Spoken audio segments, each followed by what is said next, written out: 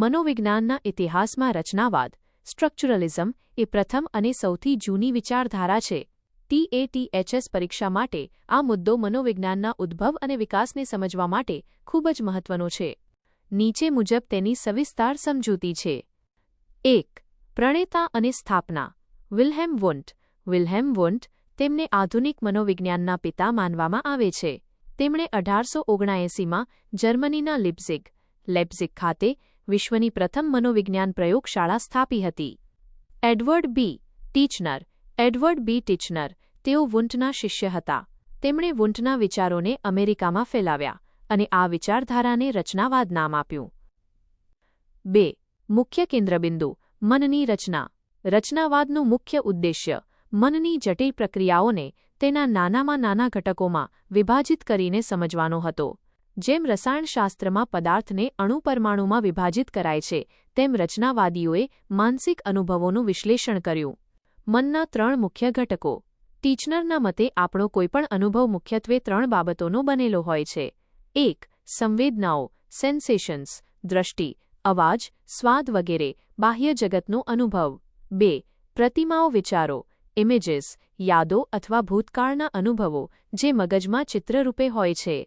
3. લાગણીઓ અફેક્શન્સ, ફીલિંગ્સ, પ્રેમ, નફરત, સુખ કે દુઃખ જેવી આંતરિક અવસ્થાઓ.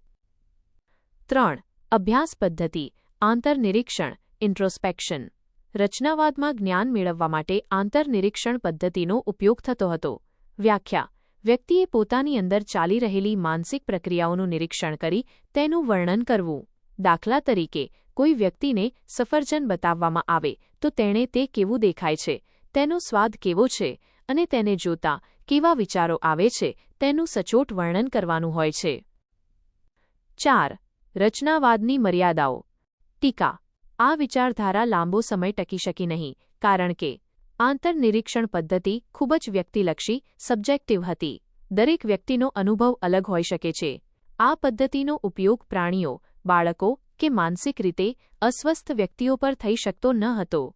તે માત્ર મનની રચના પર ધ્યાન આપતું હતું, પણ મન કાર્ય શું કરે છે તેની અવગણના કરતું હતું. 5. TATHS પરીક્ષા માટે કી પોઇન્ટ્સ. મુદ્દો. વિગત. પ્રથમ વિચારધારા રચનાવાદ સ્ટ્રક્ચરલિઝમ. મુખ્ય પદ્ધતિ આંતરનિરીક્ષણ ઇન્ટ્રોસ્પેક્શન. વિશ્વની પ્રથમ લેબ 1879 લેપ્ઝિગ, જર્મની. વિલ્હેમ વુન્ટ.